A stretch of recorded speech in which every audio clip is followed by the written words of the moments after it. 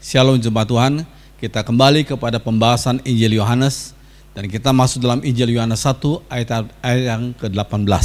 Mari kita berdoa. Mohon Roh Kudus urapi hamba-Mu, sensor tuturkan dan sikap hamba-Mu, sehingga hamba mulai menjadi juru bicara Allah, dan setiap kami yang mendengar dan menontonnya, kami dibimbing oleh Roh kebenaran, yaitu Roh Kudus.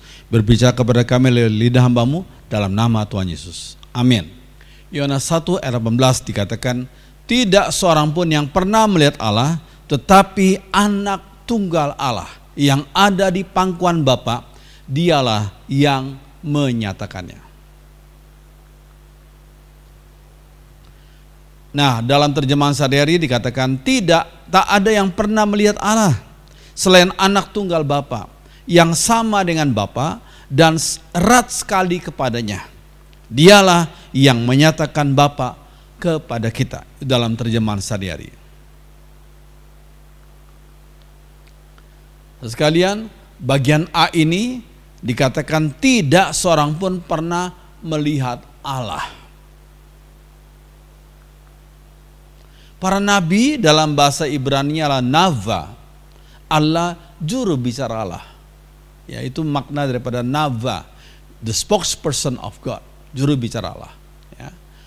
Para nabi mendengar suara Allah, tetapi tidak melihat Allah. Mereka mendengar suaranya, tapi tidak melihat Allah. Mengapa manusia tidak bisa melihat Allah? Jawabannya karena Allah itu roh adanya, dan karena Allah itu maha suci adanya. Dan juga kita adalah manusia yang berdosa, kita tidak layak melihat yang maha suci Allah itu, ya, karena juga Allah itu roh adanya.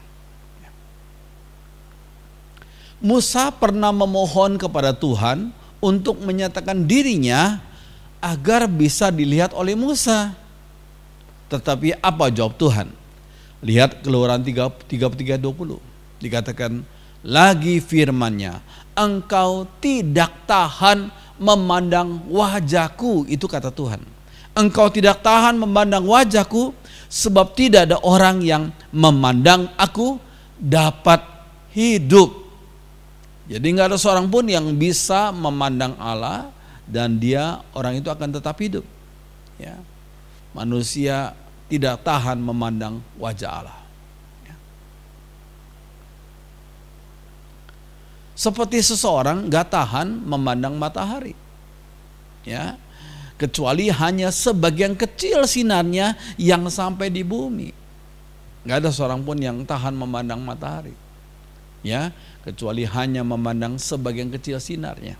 Ya.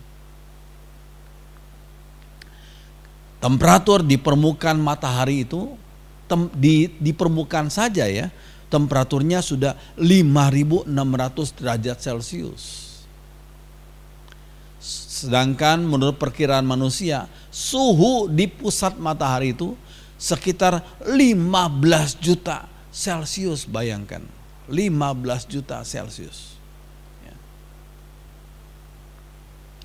Ini hanya sekedar perbandingan tentang Allah sang pencipta matahari. Mataharinya saja sudah demikian, apalagi sang pencipta itu. Ya. Mengapa manusia tidak bisa melihat Allah? Ibrani 12 ayat 29 menjawabnya, sebab Allah kita adalah api yang menghanguskan. Api yang menghanguskan.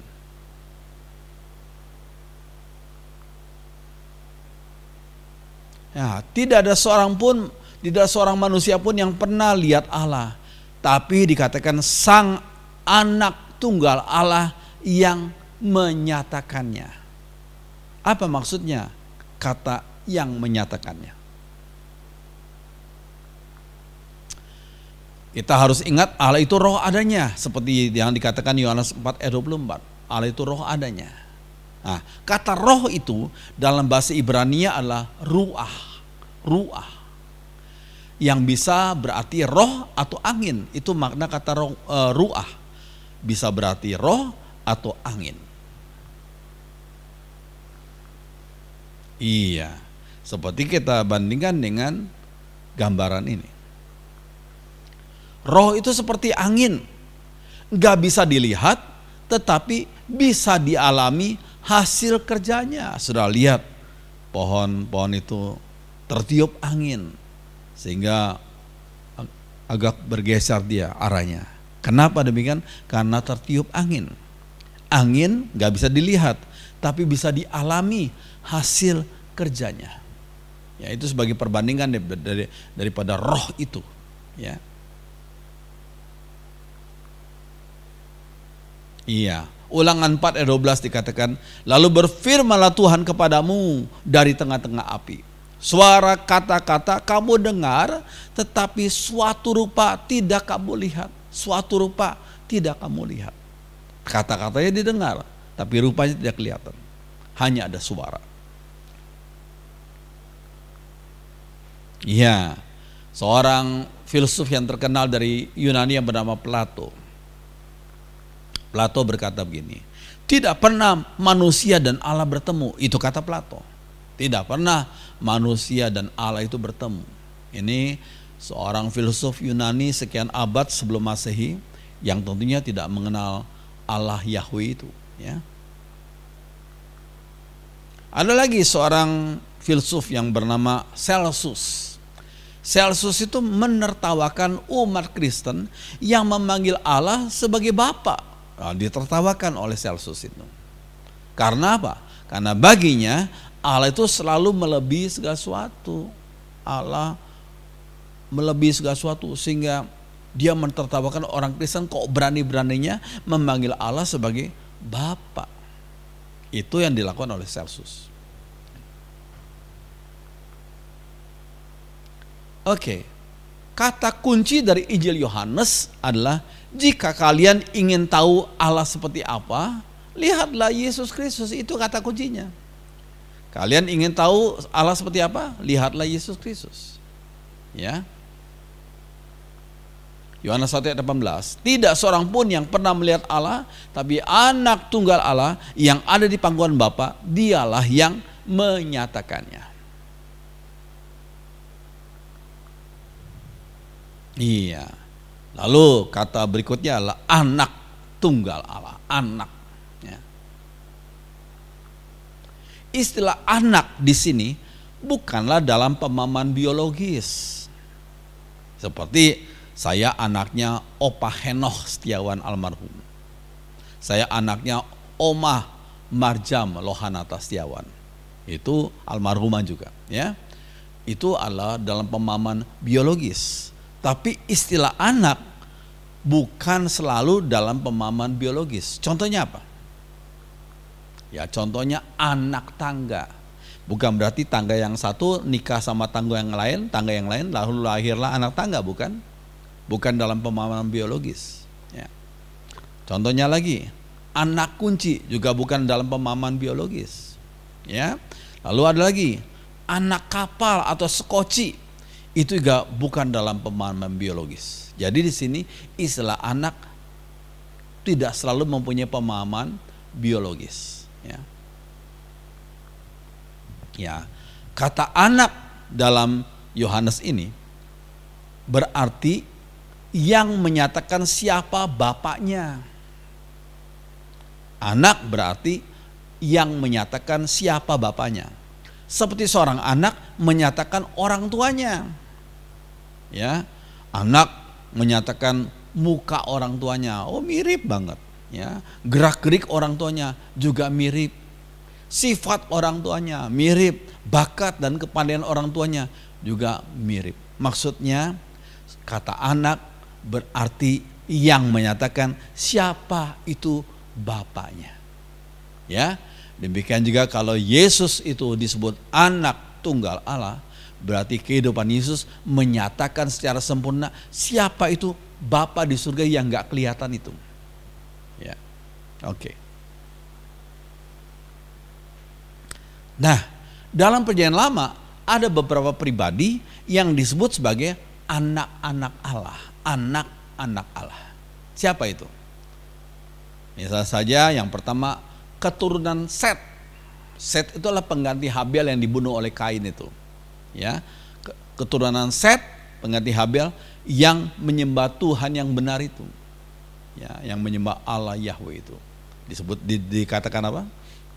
Maka anak-anak Allah, maksudnya keturunan Set pengganti Habel itu, melihat bahwa anak-anak perempuan manusia itu cantik-cantik. Lalu mereka mengambil istri dari antara perempuan-perempuan itu, siapa saja yang disukai mereka. Kejadian 6 ayat 2. Maksudnya orang yang menyembah Allah Yahweh nikah sama orang-orang waktu itu yang nggak menyembah Allah Yahweh. Ya, jadi maksudnya itu maknanya Kejadian 6 ayat yang kedua. Ya. Ya. Makna yang kedua, ya. Di dalam Alkitab beberapa pribadi pernah disebut sebagai anak-anak Allah. Yang makna kedua adalah para malaikat Tuhan. Itu juga disebut sebagai anak-anak Allah. Ya, Ayub 2 ayat 1. Pada suatu hari datanglah anak-anak Allah menghadap Tuhan, dan di antara mereka datang juga iblis untuk menghadap Tuhan. Nah, ini anak-anak Allah ini siapa? Anak-anak Allah ini siapa? Iya. Lalu pertanyaannya, menghadap Tuhan di mana? Apakah di surga? Ya, kalau di surga, apakah iblis bisa masuk surga? Itu pertanyaannya begitu ya. Kan iblis berdosa, sudah diusir, dikeluarkan dari surga itu. Ya. Ya, jawabannya tidak. Itu bukan dalam pemahaman surga.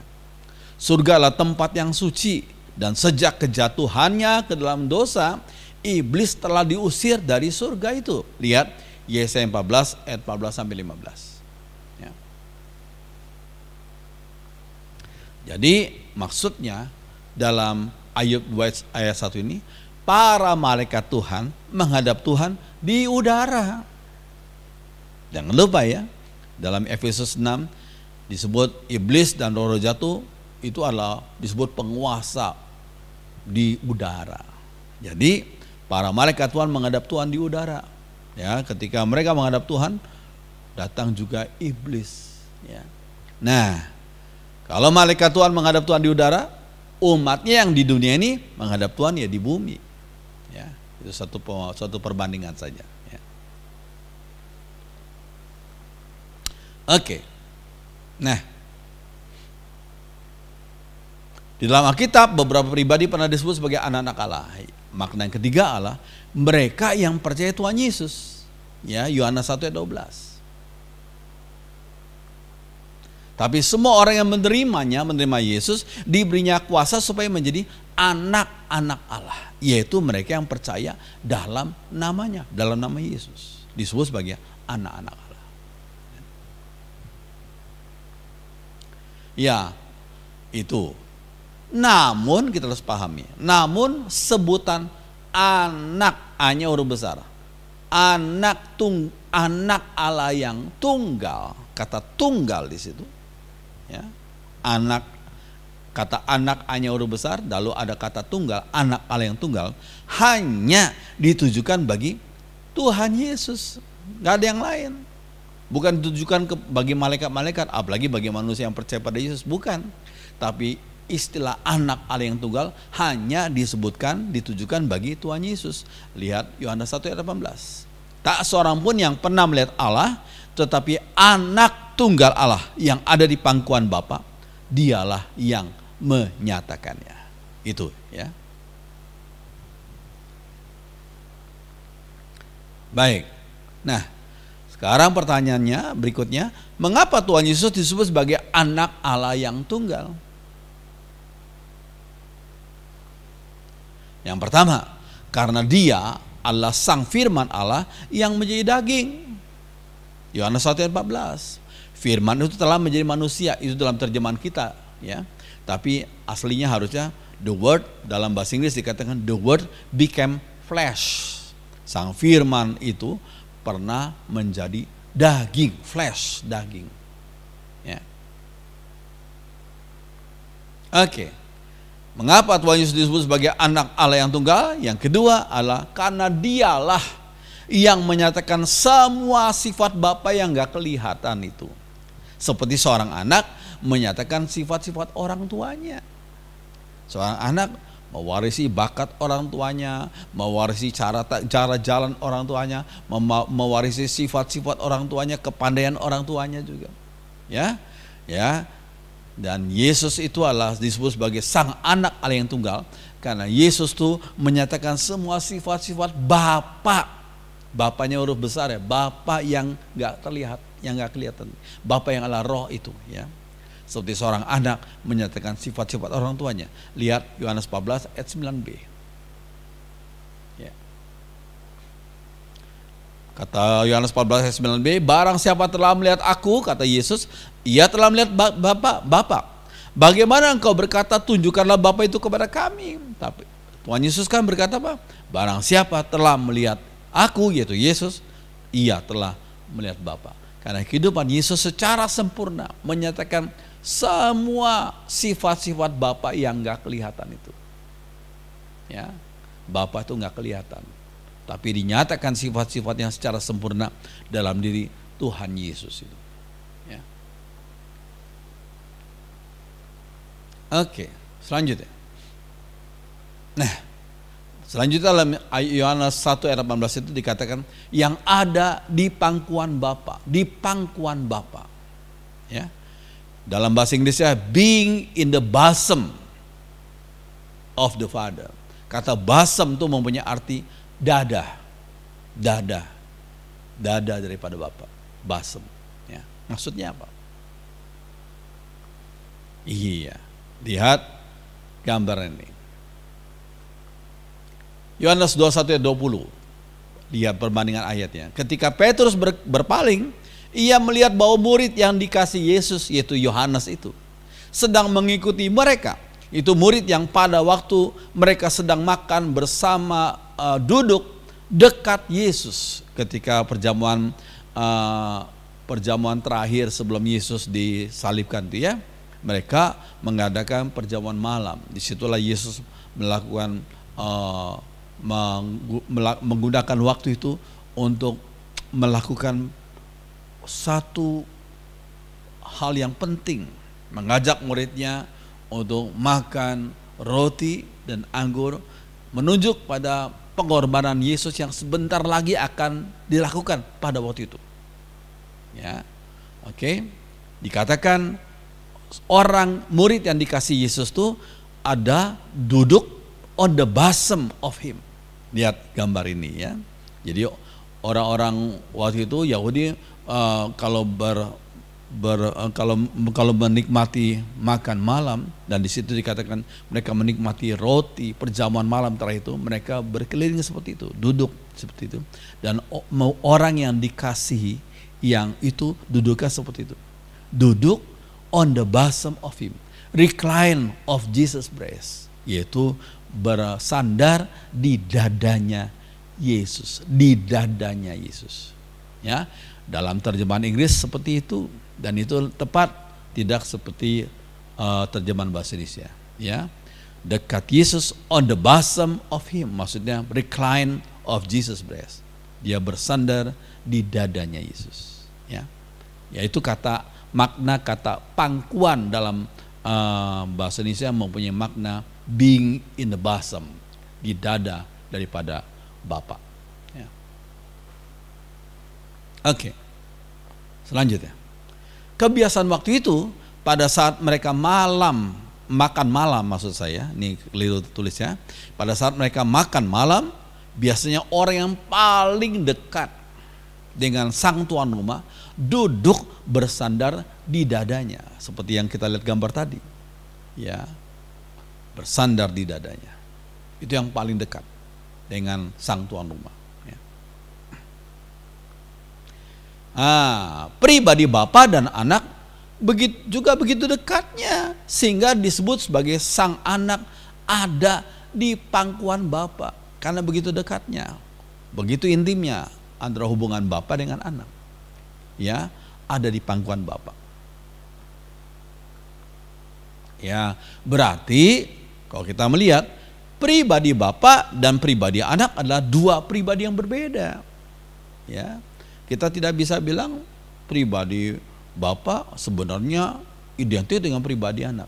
Ya, berarti satu pribadi tapi penyebutan dua, tidak. Pribadi Bapa dan Anak merupakan dua pribadi yang berbeda. Cuma mempunyai komunikasi hubungan yang begitu intim. Ya. On the bosom, ya. Ada di pangkuan Bapa, maksudnya gitu. Ya. Ya. Dikatakan dialah yang menyatakannya. Sang Anak itu menyatakan siapa itu Bapa. Ya. Allah itu roh adanya. Roh tidak terlihat manusia. Manusia nggak bisa lihat roh, seperti kita nggak bisa lihat angin, toh. Roh itu tidak terlihat manusia.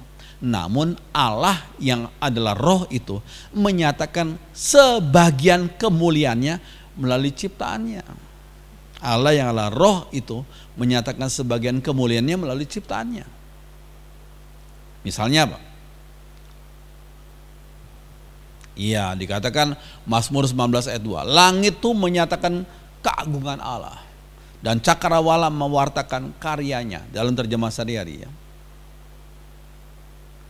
Iya, Allah tuh menyatakan terangnya melalui matahari dan bintang-bintang langit. Iya, kalau kita melihat cakrawala, ya, kita melihat langit, luar biasa, ini menyatakan keagungan Allah. Tapi kalau kita melihat matahari, sebagian sinarnya, ya, kita melihat bintang-bintang di langit, itu bintang-bintang dan matahari itu menyatakan terangnya Allah, ya, Sang Pencipta itu. Ya. Iya, misalnya kita lihat rainbow, ya. Ini melihat, iya, pelangi ini.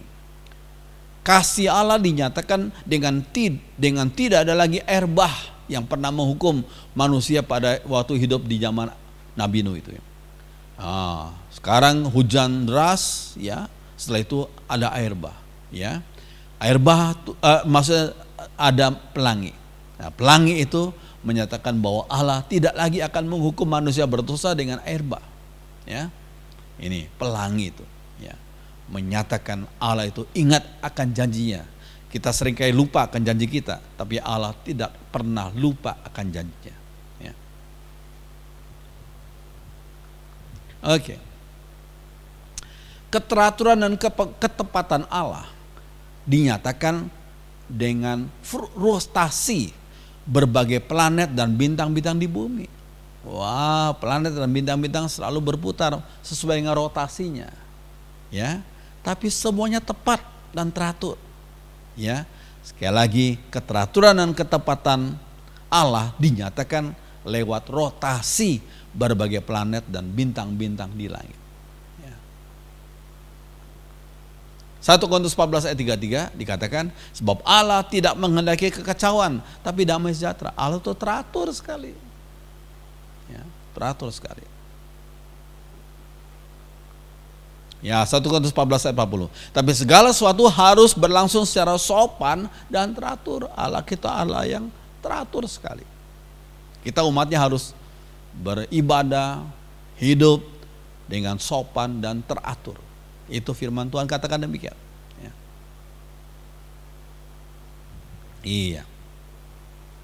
Nah, pemeliharaan Allah kepada manusia di dunia dinyatakan melalui hasil panen yang diberikan setiap tahun, hasil panen.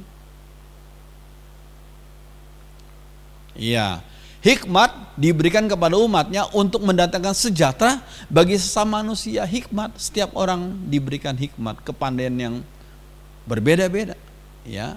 Nah, sekian tahun yang lalu ditemukan sistem drip irrigation.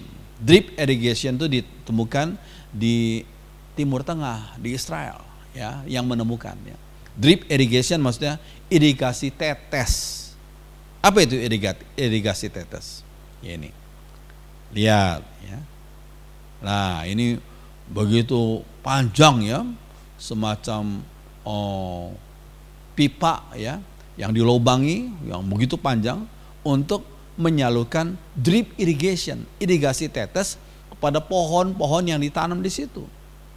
Yang langsung tetesan-tetesan air itu diarahkan ke akar daripada pohon-pohon itu, akarnya langsung, ya. Sehingga akibat daripada drip irrigation, irigasi tetes itu, maka Sebelumnya padang gurun seperti terlihat, before padang gurun.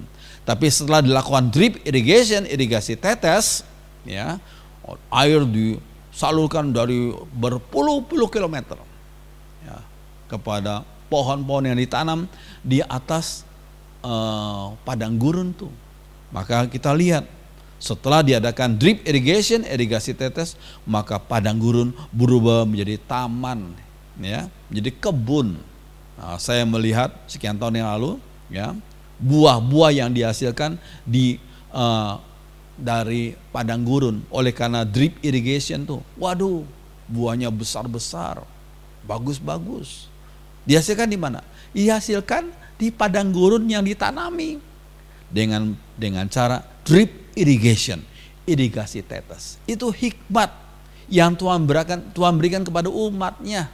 Dan kemudian teknologi ini ditransfer ke bangsa-bangsa lain, sehingga mereka semua diberkati lewat drip irrigation, irigasi tetes ini. Tempat-tempat yang seperti padang gurun yang jarang hujan, mereka bisa menikmati hasil panen yang berlimpah karena adanya irigasi tetes ini.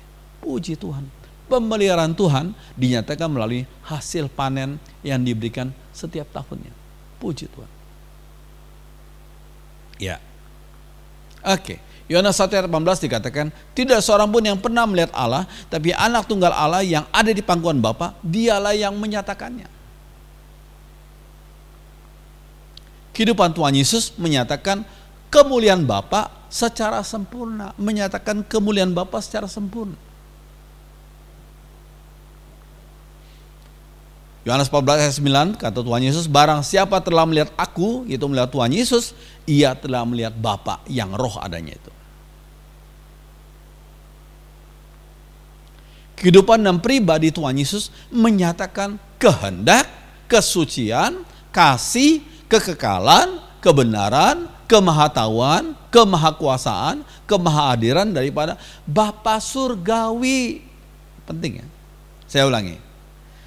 Inilah makna daripada Yohanes 14 ayat 9 ketika Yesus berkata, barang siapa telah melihat aku, ia telah melihat Bapa. Maksudnya kehidupan dan pribadi Tuhan Yesus menyatakan kehendak, kesucian, kasih, kekekalan, kebenaran, kemahatauan, kemahakuasaan, kemahadiran dari Bapa surgawi. Ini penting, ya. Puji Tuhan.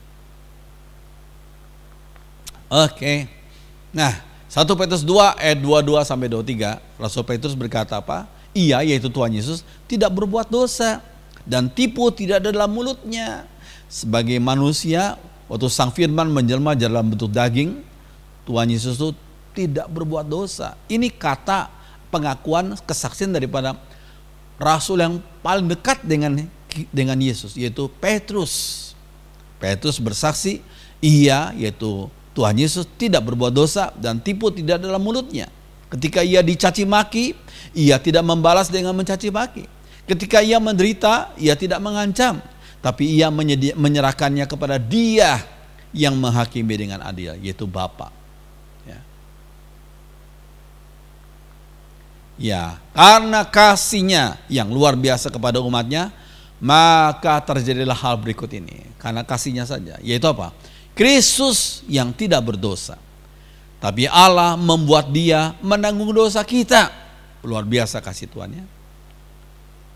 Yesus menanggung dosa kita supaya kita berbaik kembali dengan Allah karena bersatu dengan Kristus, karena kita percaya kepada Yesus itu.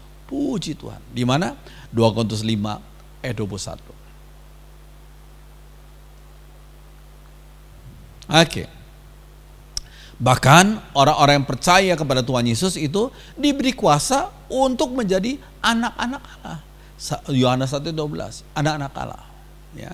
Bukan anak tunggal Allah. Anak tunggal Allah menunjuk kepada Tuhan Yesus saja. Tapi kalau anak-anak Allah menunjuk pada setiap orang yang percaya pada Tuhan Yesus. Siap dikatakan Yohanes 1:12, tetapi semua orang yang menerimanya diberinya kuasa supaya menjadi anak-anak Allah, yaitu mereka yang percaya dalam namanya. Puji Tuhan. Ya, doktrin seperti ini tidak ada dalam agama-agama lain, nggak ada. hanya Kristen saja. Doktrin orang percaya diberi kuasa menjadi anak-anak Allah nggak ada dalam agama-agama lain kecuali hanya Kristen saja. Ya, dalam agama tertentu, saya tidak perlu sebut nama agamanya, mereka menyebut diri mereka sebagai hamba-hamba Allah. Itu yang terjadi pada agama tertentu. Tapi mereka tidak pernah menyebut diri mereka sebagai anak-anak Allah, tapi hanya sebagai hamba-hamba Allah. Hanya orang Kristen yang percaya pada Tuhan Yesus sebagai juru selamat menyebut diri karena Allah menganggap mereka yang percaya pada Tuhan Yesus sebagai anak-anak Allah. Puji Tuhan. Ya, bagi mereka yang percaya Tuhan Yesus diberikan hak menjadi anak-anak Allah. Puji Tuhan. Iya, sebagai anak-anak Allah, umatnya diberi kuasa yang pertama untuk menjadi sempurna. Matius 5 ayat 48, untuk jadi sempurna. Ya. Karena itu haruslah kamu sempurna, dalam bahasa asalnya teleos. Sama seperti Bapamu yang di surga adalah sempurna, teleos juga. Iya, makna teleos di sini yang diterjemahkan dengan sempurna itu dari kata telos yang berarti rencana, goal dan tujuan. Jadi berkaitan dengan fungsional. Fungsinya apa? Jadi sesuatu itu bisa disebut sebagai teleos jika hal itu berfungsi sesuai dengan tujuan ia didesain dan direncanakan. Yaitu sesuatu disebut sebagai teleos, diterjemahkan sempurna jika ia berfungsi sesuai dengan tujuan ia didesain dan direncanakan. Kalau nggak sesuai dengan tujuan itu ya nggak sempurna, nggak teleos. Maksudnya demikian. Nah, kalau manusia disebut sebagai teleos jika orang itu menyadari dan mewujudkan tujuan ia diciptakan dan diutus ke dunia, lahir di dunia, diciptakan, ya, dan diizinkan lahir di dunia. Jika ia menyadari dan mewujud nyatakannya, iya. Efesus 2 ayat 10 dikatakan karena kita ini buatan Allah, kata Rasul Paulus ya, diciptakan dalam Kristus Yesus untuk melakukan pekerjaan baik, agathos, yang disiapkan Allah sebelumnya. Jadi kita yang dipercayakan untuk lahir di dunia, hidup sebagai anak-anak Tuhan di dunia, kita harus melakukan pekerjaan baik, agathos, yang disiapkan Allah sebelumnya. Tujuan Tuhan, contohnya bagi Saulus adalah apa? Kisah Rasul 26 ayat 16-18. Aku perlihatkan diri kepadamu yang dengan maksud untuk mengangkat engkau jadi pelayanku. Itu kata Tuhan kepada Saulus ya. Yang kemudian jadi Paulus itu. Untuk menjadi pelayanku. Aku akan menyuruh engkau pergi kepada mereka untuk mencelikkan mata mereka, agar mereka keluar dari kegelapan dan masuk ke dalam terang. Maka dengan percaya kepadaku, dosa-dosa mereka akan diampuni. Itu tujuan Tuhan menangkap Saulus, kemudian menjadi Rasul Paulus itu. Ya, untuk menjadikan Saulus sebagai pelayan Tuhan.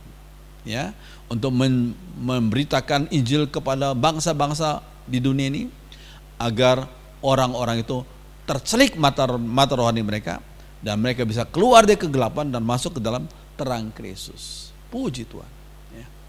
Sehingga dosa-dosa mereka diampuni. Paulus ternyata menuntaskan tugasnya, sehingga sebelum dia mati martir itu, Paulus berkata apa? Aku telah mengakhiri pertandingan yang baik, aku telah mencapai garis akhir, dan aku telah memelihara iman. Ini bagi Rasul Paulus yang hidupnya memenuhi akan panggilan Tuhan itu. Dia teleos itu. Karena dia menyadari dan mewujudkan tujuan Tuhan memanggil dia. Ya, makanya Rasul Paulus dengan beriman dia berkata, aku telah mengakhiri pertandingan yang baik. Aku telah mencapai garis akhir dan aku telah memelihara iman.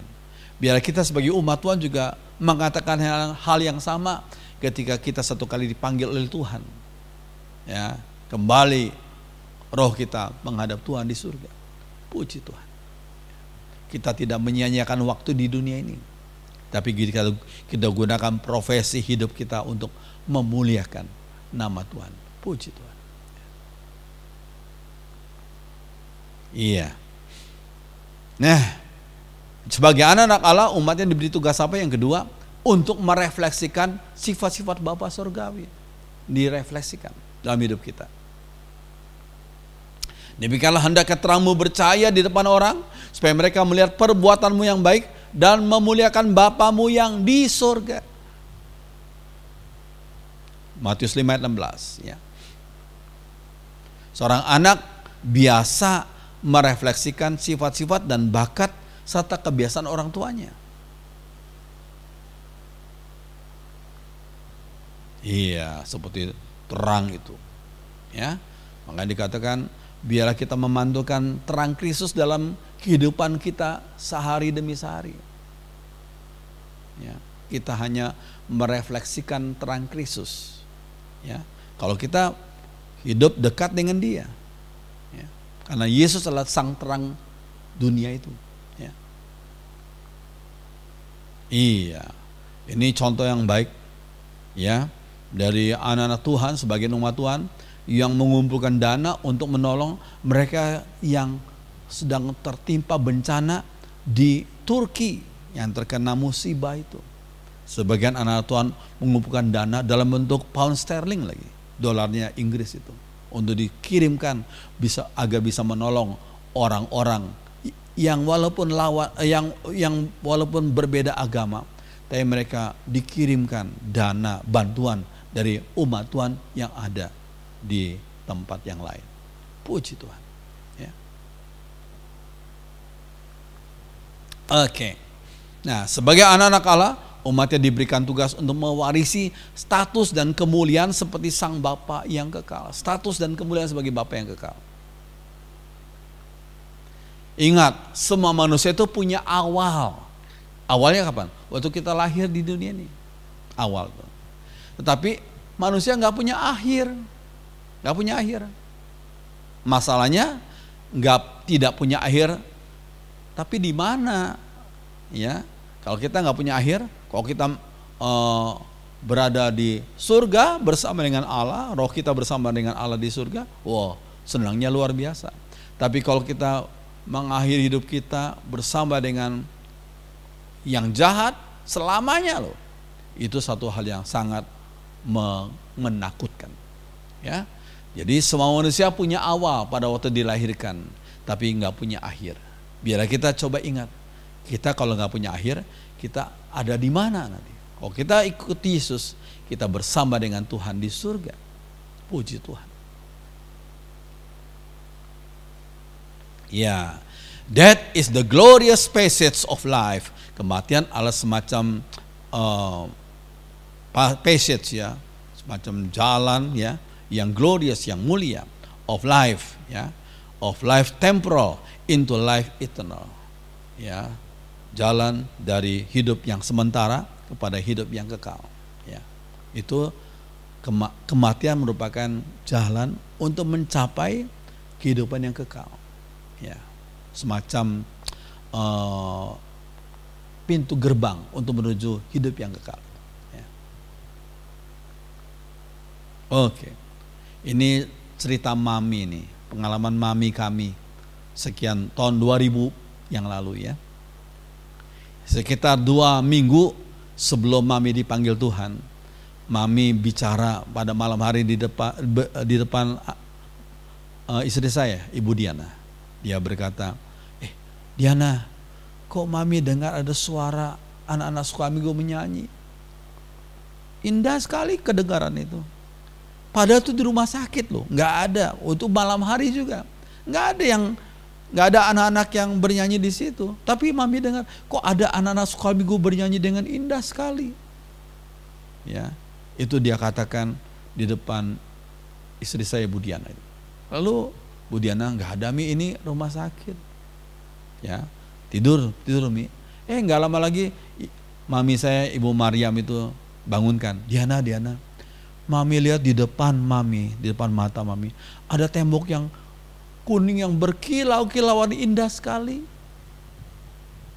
Lalu Bu Diana bilang, bukan Mi, itu tembok rumah sakit warnanya putih. Lalu mami berkata, tidak, itu kuning yang berkilau-kilauan indah sekali, kuning keemasan. Ya, itu terjadi sekitar 2 minggu sebelum mami dipanggil Tuhan. Waktu itu sakit, ya, sedang sakit di rumah sakit. Puji Tuhan, puji Tuhan. Mami kami sudah percaya Yesus puluhan tahun. Ya, waktu beliau masih muda dan sudah melayani Tuhan, ya, membawa jiwa-jiwa begitu. Puji Tuhan. Ya. Mami Maryam Lohanata Setiawan. Puji Tuhan. Nah, umatnya diberi tugas dan juga diberikan kuasa Roh Kudus. Tugas tetapi plus kuasa Roh Kudus. Di mana itu kita lihat? Tapi kamu akan menerima kuasa, dalam bahasa aslinya dunamin. Kalau Roh Kudus turun ke atas kamu, dan kamu akan menjadi saksiku di Yerusalem dan di seluruh Yudea dan Samaria dan sampai ke ujung bumi. Iya, Kisah Rasul 1 ayat 8 ya. Kata dunamin itu adalah asal kata daripada kata dinamit. Itu bahan peledak, dinamit. Jadi maksudnya apa? Kuasa Roh Kudus yang dikaruniakan kepada umatnya yang memberitakan Injil, itu kuasanya seperti kuasa dinamit yang meledakkan gunung batu yang keras itu. Ya, kalau kuasa Injil, kalau Injil diberitakan, itu ada kuasa untuk membawa orang-orang yang menolak Yesus untuk percaya pada Yesus sebagai juru selamat. Orang yang tadinya membenci Yesus sekarang terima Yesus dan membela dan memberitakan Injil Tuhan kemana-mana. Puji Tuhan. Ya. Iya. Ini GKMI Kenari, satu gereja yang dulu pernah kami layani di Kudus, ya. Oke. Pada satu minggu sore saya sedang berkhotbah di persekutuan remaja di GKMI Kenari itu tahun 1987, ya. Lalu ada seorang muda umur 17 tahun, laki-laki, badannya kekar gitu ya. Tiba-tiba dia belum pernah datang, baru pertama datang ke gereja, ke persekutuan remaja. Dia duduk pas di depan saya. Dia duduk di depan saya. Ya. Ternyata dia dengerin, dia melihat saya berkhotbah terus. Ya. Setelah saya berkhotbah, mengajak mereka berdoa, dan gitu selesailah persekutuan remaja itu. Lalu kemudian saya kembali ke pastori karena pastorinya dekat dengan gereja. Lalu kepala atau ketua persekutuan remaja itu bertanya, Pak, ada anak remaja yang mau datang kepada Bapak. Anak ini baru, Pak. Siapa? Ayo, silakan datang. Ya, kita ngomong-ngomong. Ternyata anak itu yang baru kali itu datang. Ya, saya ingat namanya Yanto, umur 17 tahun. Dia baru kali itu datang. Terus kemudian Yanto bilang gini, Pak, saya sudah cari ilmu, Pak. Saya ngelmu. Salah satu ilmunya adalah menghipnotis. Saya sudah gunakan ilmu saya melihat, saya menghipnotis anjing-anjing herder yang besar-besar itu. Dan anjing-anjing herder itu langsung takluk karena saya menghipnotis mereka. Ya. Lalu apalagi? Wah, saya lakukan banyak hal yang luar biasa yang dia lakukan waktu lalu karena hipnotis itu. Dan sekarang saya datang ke gereja, Pak. Saya mau menghipnotis Bapak untuk saya taklukkan Bapak di bawah kuasa hipnotis saya. Ternyata waktu saya duduk, saya konsentrasi menghipnotis, ternyata dari mata saya keluar air mata. Ini kejadian betul ya. Lalu saya konsentrasi lagi, lebih banyak air mata keluar. Saya konsentrasi lagi, lebih banyak air mata keluar. Nah, kemudian si Yanto itu bertanya, Pak, saya mau tahu Bapak pakai ilmu apa? Saya mau belajar daripada Bapak. Saya bilang, saya nggak belajar apa-apa, saya nggak ngelmu apa-apa. Saya hanya percaya Tuhan Yesus yang mempunyai kuasa lebih daripada kuasa yang lain. Kemudian saya injili dia. Maukah kamu terima Yesus? Mau, Pak. Akhirnya saya, istri saya, dan ketua remaja berdoa. Kami bertiga berdoa. Lalu Yanto itu kami minta dia untuk berlutut, ya, berlutut di tengah-tengah kami. Kami nyanyi, dalam nama Yesus ada kemenangan. Dalam Yesus ada kemenangan. Wah, ternyata waktu kami nyanyi, orang itu terus gerak. Dia berlutut, dia mengadukan jidatnya kepada lantai itu. Dia adukan terus gitu. Wah, terus gak tenang, terus dia begini. Akhirnya setelah kami nyanyi berapa kali, kemudian saya berkata, dalam nama Yesus, segala roh jahat yang ada di dalam tubuh Yanto ini, dalam nama Yesus saya perintahkan kau keluar ke tempat yang Tuhan sudah sediakan bagi kalian. Ternyata Yanto langsung tergeletak dia.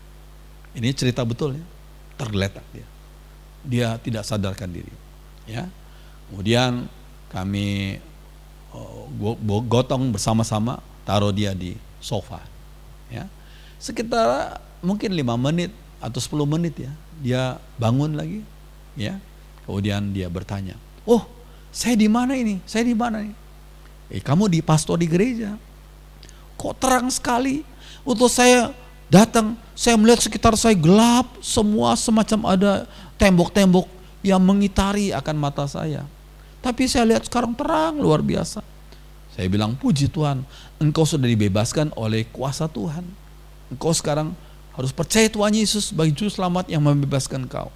Oh, puji Tuhan, puji Tuhan. So sekalian, itu kalau kita memberitakan Injil, kalau kita bersaksi tentang Injil Tuhan, ada dunamis, ada kuasa Allah yang seperti dinamit yang menghancurkan bukit-bukit batu, yang menghancurkan kekerasan hati seseorang dengan kuasa Roh Kudus seperti dinamit itu, dan membawa seseorang untuk percaya Yesus sebagai juru selamat. Saudara, puji Tuhan. Ya, umatnya diberi tugas untuk menyampaikan Injil. Ya, tapi Tuhan memberikan kuasa Roh Kudus yang kekuatannya seperti dinamit, ya. Saudara kalian, kita bersyukur untuk hal ini dan kita memuji nama Tuhan untuk segala anugerah Tuhan yang begitu besar. Mari kita berdiri saudara sekalian, kita nyanyikan satu lagu. Iya, segala kuasa ada di tangan Tuhan, segala hikmat, pujian dan hormat. Mari kita berdiri nyanyikan lagu ini bersama-sama.